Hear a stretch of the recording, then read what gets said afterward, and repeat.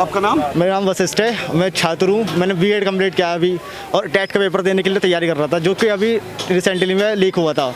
इस सरकार की सबसे बड़ी नाकामी जो है रोजगार देना रही है सरकार की। और ये जो कह रहे हैं कि हमने इतने रोजगार दिया है, कुछ भी जो भी झूठे हवाई वादे कर रहे हैं, ये सब पुरानी बातें हैं। जो सरकार जो बेरोजगार बहन जी की सरकार में मिला था वही उसको आगे चलाया सपा सरकार ने। और जो सपा सरकार ने जो उसकी जो सरकार में रहते हुए जो कार्य नहीं हुए थे, वही सरकार ने वही जो कार्य है वो इनकी सरकार में आगे बढ़े हैं। एक भी रोजगार उन्होंने सर्जन नहीं किया है। जितने भी पुराने रोजगार थे उनको ही जांच बिठाई है और जांच भी इनके 5 साल तक चली है। कभी कह रहे हैं कि हमारे अधिकारी स्तर पर जांच हो रही है, कभी कह रहे हैं कि हाई कोर्ट स्तर पर जांच हो रही है। वो जांच पे पूरी 5 साल निकाल दिए इन्होंने। ना तो कोई नया रोजगार और ना ही जो पुरानी भर्ती थी वो भर्ती बहाली करी। अभी 2013 का जो 2013 में पेपर हुआ था जेई का, जूनियर इंजीनियर का, वो पेपर 2019 में जाके वो हुआ क्लियर। और अभी जो पुरानी वैकेंसी थी, टीचर की वैकेंसी नहीं आई है। हमें इस सरकार से उम्मीद थी कि टीचर की वैकेंसी आएगी प्राइमरी लेवल पे, जूनियर लेवल पे या फिर माध्यमिक स्तर पे। अभी तक कोई भी वैकेंसी नहीं आई है। जो पुरानी वैकेंसी चलती हुई आ रही थी उन लोगों को कभी रोक लगा दी, कभी हटा दी, कभी हाई कोर्ट में चलेगी, कभी कुछ कर दिया, कभी कुछ कर दिया। इसी चक्कर में सरकार ने फंसा कर रखा युवाओं को। बिल्कुल युवा बिल्कुल इस सरकार से खफा है, तुरंत एकदम बिल्कुल बदलाव चाहते हैं सरकार। और जो रोजगार बहन जी की सरकार में मिला था वो ऐसा रोजगार कभी किसी ने नहीं दिया सरकार ने। बिल्कुल निष्पक्ष, एकदम कठोर, जो जिसे कहते हैं प्रशासन अधिकारी जिसके सरकार से डरते थे, वो सरकार बहन जी की थी। इस सरकार में ना तो कोई अधिकारी को खौफ है और ना किसी को कुछ सुनवाई है। पर बीजेपी वालों का तो कहना है कि इस सरकार में लोगों को रोजगार भी मिला है, विकास भी हुआ है और ना ही जो अधिकारी लोग हैं ठीक वे भी अच्छे से काम कर रहे हैं। देखिए, अधिकारी अगर अच्छे से काम करते तो हाथरस वाला कांड नहीं होता। और ऐसे बहुत सारे कांड हुए हैं जो अधिकारियों के स्तर से हुए हैं। जब पेपर लीक होना अधिकारी स्तर के लेवल की गलती है वो, ठीक है। और जो कह रहे हैं कि विकास हर सरकार का मुद्दा होता है। और ये जो कह रहे हैं कि हमने हाईवे बनाया, हाईवे पहली बार नहीं बने भारत सरकार में। पहले की जो सरकार थी उन्होंने भी हाईवे बनाए हैं। और जो हाईवे बनने हैं वो जनता के टैक्स से बनने हैं। और जो वहाँ पे जनता जाएगी वो टैक्स देगी, वहाँ पे जो भी टोल प्लाजा होगा उससे सरकार जाएगी। जब ये कहेंगे कि हम टोल फ्री कर देंगे या टैक्स नहीं लेंगे, जब हम मानेंगे कि हाँ वो सच्चा विकास है। वहाँ पे जो जनता जाएगी, जो भी पब्लिक जाएगी, जो हाईवे से गुजरेगी उसको टैक्स देना पड़ेगा, टोल देना पड़ेगा वो। और ये टोल भी इतना महंगा है कि आम आदमी अफोर्ड नहीं कर सकता। आप जाकर देखिए, रोड टैक्स पहले भर देते हैं, फिर टोल टैक्स का क्या मतलब? और यही जो प्राइवेटाइजेशन है, इसको एक कारण है कि हाईवे बना रहे जो टोल टैक्स बढ़ेंगे। प्राइवेट कंपनी को लाते हैं, वो अपने प्रोजेक्ट बनाती है और फिर वो अपने मनमानी तरीके से अपना टोल वसूल करती है। इस सरकार में कोई भी संतुष्ट नहीं है। पूरा निजीकरण हो रहा है, निजीकरण में बेहद स्तर पर हो रहा है। सारी सरकारी नौकरियां खत्म करी जा रही हैं और कुछ सरकारी नौकरी निकलती है तो या तो पेपर लीक हो जाता है या फिर हाईकोर्ट में चली जाती है। अभी ये देख लीजिए आप, सब एसएससी का रिजल्ट आया था। एसएससी के रिजल्ट में इतनी लाठीचार्ज होती है 2018 वाले रिजल्ट में, बेहिसाब लाठीचार्ज होती है। युवाओं का इतना सिर फूटा था, खून निकला था। क्या युवा पिटाई के कारण है, पिटाई के लायक है? या वो अपना रोजगार, अगर रोजगार मांगेंगे तो क्या पहले डंडा खाएंगे तब मांगेंगे? ये कैसा विकास है? ये विकास है? 59,000 टीचर की वैकेंसी जो थी वो लटक एक सरकार में, मतलब बहन जी की सरकार में एक टीचर वैकेंसी थी प्राइमरी की, वो जिस टाइम में बहन जी की सरकार ने निकाली थी, एडवर्टाइज आया था 2011 में चुनावी आचार संहिता लग गई थी, जो पूरी नहीं हो पाई थी। बहन जी की सरकार चलेगी 2012 में आई सपा सरकार ने टुकड़ों में पास करा। आधी वैकेंसी वो सुप्रीम कोर्ट में, हाई कोर्ट में चली गई, हाई कोर्ट में पास हुई। इस सरकार में वो अभी तक पूरी नहीं हुई है। उसमें भी काम चल रहा है। कभी कुछ अड़ंग अटका देता है, कभी कहते हैं कि ओबीसी को रिजर्वेशन नहीं मिलेगा, कभी कहते हैं कि एससी को रिजर्वेशन नहीं मिलेगा। और अगर उनकी नियुक्ति हो जाती है तो फिर स्कूल का प्रशासन कहता है कि हमारे यहाँ पर सीट खाली नहीं है। जो माध्यमिक के स्कूल होते हैं वो कहता है कि हमारे यहाँ पे स्कूल खाली नहीं है, हम तुम्हारी ज्वाइनिंग नहीं कराएंगे। कैसा अधिकारी स्तर है, कैसा प्रशासन है? अगर प्रशासन कठोर होता तो एक भी दंगे फसाद कुछ नहीं होता। सहारनपुर का सरकार बनते ही सहारनपुर का दंगा हुआ था। क्या था वो सरकार? वो कठोर प्रशासन था। कैसा प्रशासन पूरी तरह से फेल हुआ, सरकार पूरी तरह से फेल हुई है। आप कुछ कह रहे थे निजीकरण के बारे में? सर, जैसे हर चीज़ बेच दी गई है। हर चीज़ अभी हमारी ऑर्डिनेंस फैक्ट्री हुआ है, एनटीपीसी हुआ है, जितने भी बड़े बड़े जो पुरानी उद्योग थे, उद्योग सब बिक चुके हैं। जहाँ उसमें 15-15 हज़ार वैकेंसी आती थी और उसमें 2,000, 3,000, 4,000 ऐसी वैकेंसी आ रही है। और उसमें भी पेपर अगर आज क्लियर हो गया पेपर तो उसमें ज्वाइनिंग होते होते कम से 2 से 2.5 साल लग जाते हैं। उसमें प्रोसेस बहुत लंबा हो चलता है।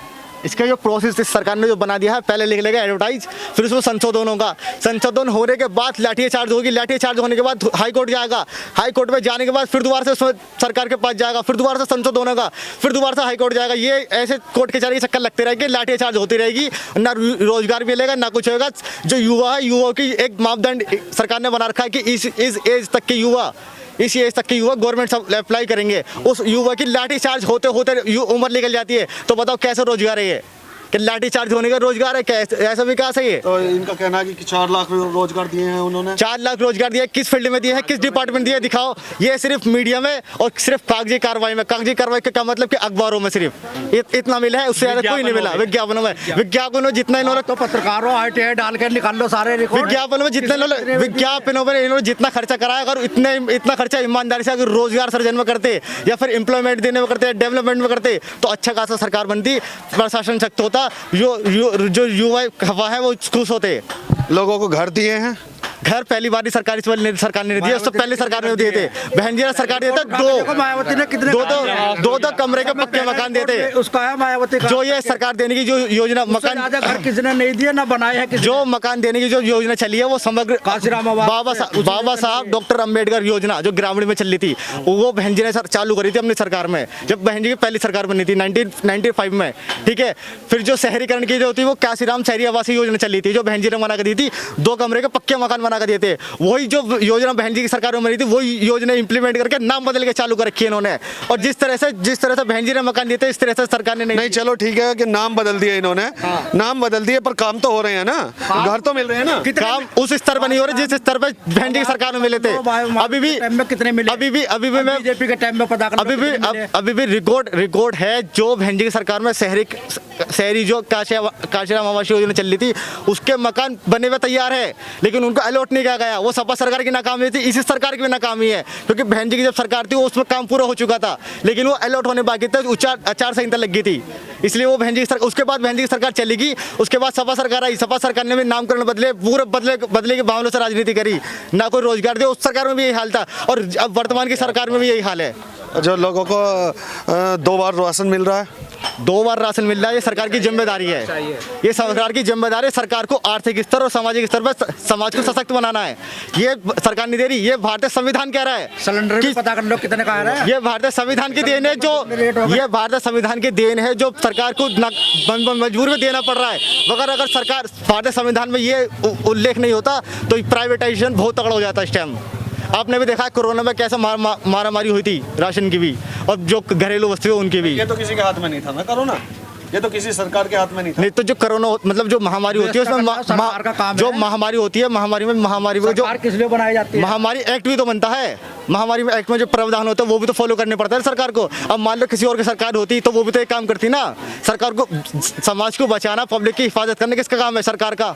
सरकार कर रही है और सरकार को हक होने दे रहा संविधान। जब संविधान में उल्लेख है तभी तो सरकार कर रही है, सरकार अपने पास थोड़ी ना कर रही है कुछ। तो कर तो रही है ना। अब कहना ये लोगों का ये कहना है ना कि क्या नाम है काम नहीं कर रही है।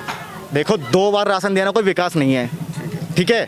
ये जो बार बार गाना गाए जा रहे हो 2 बार विकास हो गया, मेरी बात सुनो, 2 बार विकास हो गया और हाईवे बना दिए, कोई विकास नहीं है। विकास होता समग्र रूप से, समग्र रूप मतलब विकास शिक्षा पे होना चाहिए, एजुकेशन पे होना चाहिए, रोजगार पे होना चाहिए, सड़क स्वास्थ्य पे होना चाहिए, इस तरह से होना चाहिए। अभी हमारे यहाँ पे कोरोना जब फैला था, यहाँ पे एक भी सफाई कर्मी स्थायी नहीं था। स्थायी सफाई कर्मी, इतनी बुरी हालत थी यहाँ पे। वो शाम का बाहर का जो एरिया है बिल्कुल वहाँ पानी जमा था, गारा जमा थी, वहाँ पे कोई सफाई व्यवस्था नहीं थी। ये विकास है, ये तो सबसे बड़ा विकास है। देखिए मंदिर कैसे विकास हो जाएगा, मैं आपसे पूछना चाहता हूँ, मंदिर कैसे विकास हो जाएगा? कितनी दफा गए मंदिर अयोध्या में, कितनी दफा पूजा करना कौन सा में भिखारी पैदा होते हैं, रोजगार पैदा नहीं होता। पूजा करना कौन सा पैरामीटर है विकास का, मुझे बता दीजिए। जो राम मंदिर बनना गलत है वो? देखिए राम मंदिर बनना गलत नहीं है। पहली बात तो राम मंदिर जो बनना है वो माननीय सुप्रीम कोर्ट के डिसीजन पे बनना है। उसे सरकार अपने पक्ष में ना करे। सरकार किसी की होती है, अगर मान लो बहन जी की सरकार होती और मान लो बहन जी की सरकार होती है, किसी और की सरकार भी होती है, विरोधी पार्टी की भी, अगर उनकी सरकार में माननीय सुप्रीम कोर्ट डिसीजन देता तो किसका माना जाता? तो ये कहते कि सुप्रीम कोर्ट के वो बनना है, ठीक है। अब क्यों कह रहे हैं? पर और कई सौ सालों से जो अटका हुआ था। देखिए मैं आपको राम जन्मभूमि का विवाद समझा दूं एक बार शॉर्ट में, ब्रीफली बिल्कुल। उसमें क्या हुआ था कि बहुत पहले से विवाद चलता था, वो मुगलों के टाइम से। मुगल आए, अंग्रेज आए, फिर यहाँ पे सरकारें बनी, गठबंधन की सरकार भी बनी। तो उसमें क्या था कि जब इसका एक बार ताला खुला था राम मंदिर का, वो 90s के दशक में, वो उस टाइम के भूतपूर्व CM थे राजीव गांधी, उनकी सरकार में ताला खुला था वो। उससे पहले वहाँ पर कोर्ट के चले का काम वहाँ पूरा शुरू से चलता आ रहा था। ये तो ये है कि वर्तमान सरकार में सुप्रीम कोर्ट में तंग आ चुका था और कार्रवाई भी कितनी लंबी चलेगी, सुनवाई की भी एक हद होती है। सुनवाई कंप्लीट हो गई थी इस सरकार में, वर्तमान सरकार जो है उसमें डिसीजन आ गया। उस डिसीजन को कह रहे कि हमने करा है, ऐसा कुछ नहीं है। तो कोर्ट का निर्णय है। वो तो कोर्ट का निर्णय का सबको सम्मान करना चाहिए। हम मंदिर का भी सम्मान करते हैं, कोर्ट के निर्णय का भी सम्मान करते वाले भी हैं। लेकिन प्रचार कर रहे हैं। लेकिन अगर यही कहेंगे कि मंदिर बना रहे हैं, लेकिन अगर ये कहेंगे कि मंदिर बीजेपी की देन है, मंदिर बीजेपी की देन नहीं है, मंदिर है सुप्रीम कोर्ट की देन। बीजेपी की देन नहीं है मंदिर, आप प्रचार गलत करते हो। मंदिर सुप्रीम कोर्ट की देन है। अगर मंदिर सुप्रीम हम जब